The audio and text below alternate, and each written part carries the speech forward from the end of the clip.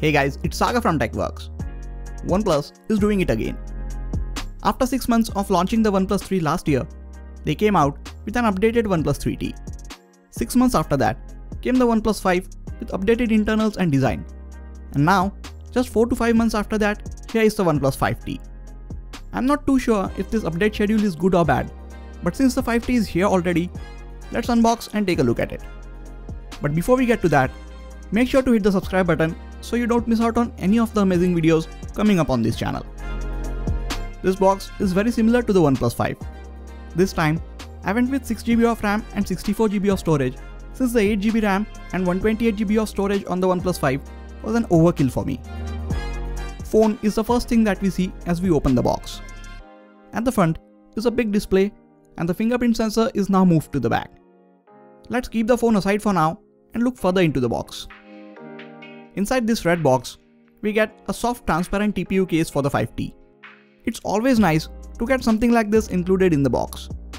We then have the quick start guide, security information, OnePlus stickers and the SIM removal tool. Next we have the signature red USB Type-C cable and one of the best part about recent OnePlus smartphones, the dash charger. Once you have used this, anything else feels like slow charge. Let's pack these things up and get back to the phone. Other than the bigger display at the front and the fingerprint sensor at the back, design is mostly similar to the OnePlus 5. I'm not a big fan of the rear fingerprint sensor placement on smartphones. But if it has to be placed at the back, this center placement is much better than what Samsung has been doing with their flagship devices. We still have the dual cameras at the back, but the telephoto camera is now replaced with a 20MP camera of a similar focal length to that of the 16MP sensor. And now, both have wide f1.7 aperture. There is still no optical image stabilization on either of these lenses, but this setup is set to give us better portrait images and also better low light performance.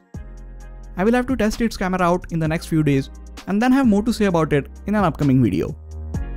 Coming back to the big display, it's a 6-inch AMOLED panel with 18:9 aspect ratio and a resolution of 2160x1080 pixels.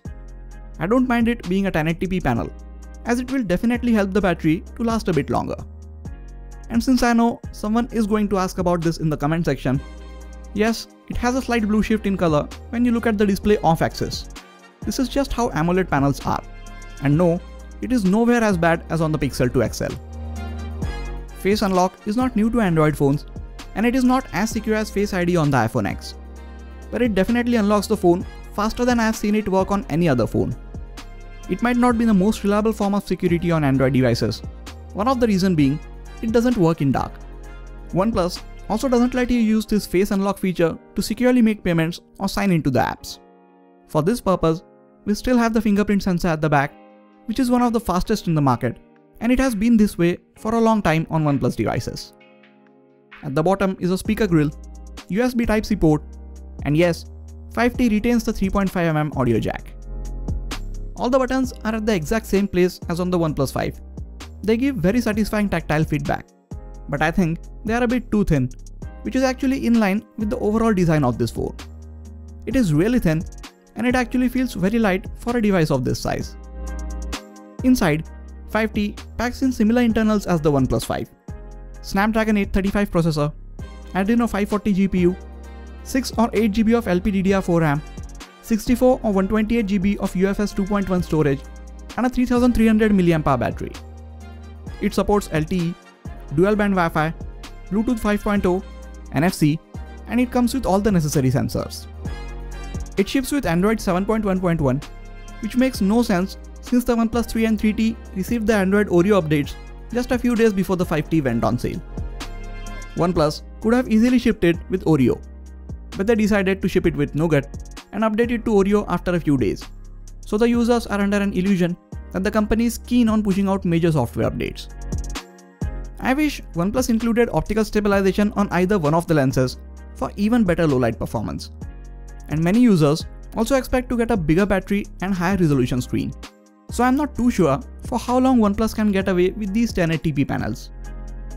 So overall, I really like how the 5T looks and feels in my hand. It is surprisingly light for its size. It's always good to have a bigger screen with smaller bezels, especially for playing games and consuming media. I can't say much about the camera and battery life at this moment since I haven't used the phone even for a full day. And I'm sure the overall performance of this phone is just as fast as the OnePlus 5 since it shares the same internals. I still feel that it should have shipped with Android 8, but I'm sure we will see an update in a couple of weeks if not days. I'm not a big fan of this device update cycle from OnePlus. While it might be good for new customers who are looking to get new devices, but it is hurting their existing customers who purchased these devices at the launch or just a few days after the launch. What do you think about this update schedule? Let me know in the comment section.